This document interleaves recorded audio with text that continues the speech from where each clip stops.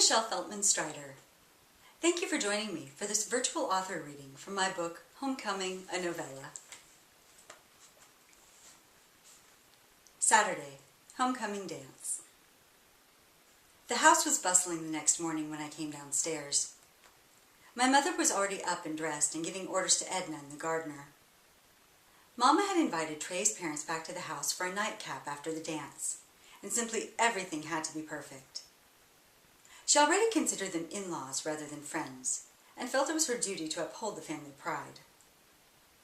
Mama had once heard that, in some circles, Trey's mother Lauren was considered her social better, as her husband was a lawyer and Daddy only sold cars.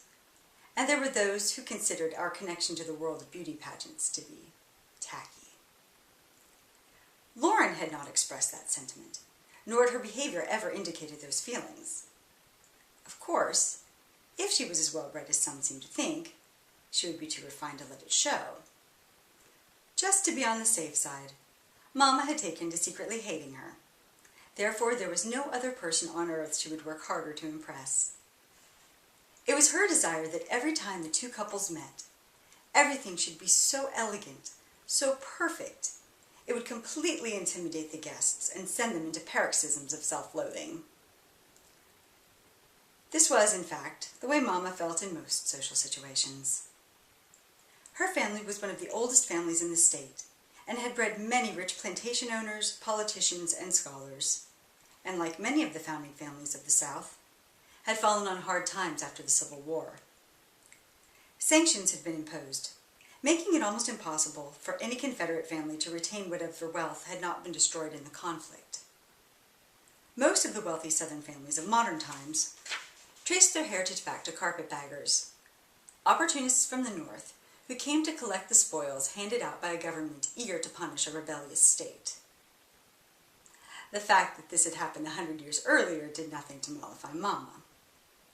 She and several generations before her had grown up, if not poor, at least not wealthy, and she resented it. In her mind, the Yankees were in her cotton and she wanted them out.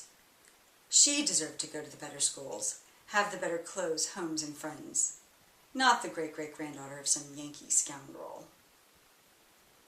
Naturally, none of this was visible to an observer. If one didn't know better, it would appear as if the two women were closer than sisters and were actually thrilled that the carpetbagger's son was marrying the country girl's daughter. They would hug on each other and giggle and gossip and act like carefree young girls. But it was a show put on for the benefit of the viewer. The perfect Southern woman was charming, vivacious, and an excellent host. And these two women would be perfect if it killed them. Thank you for joining me for this virtual author reading from Homecoming, a Novella.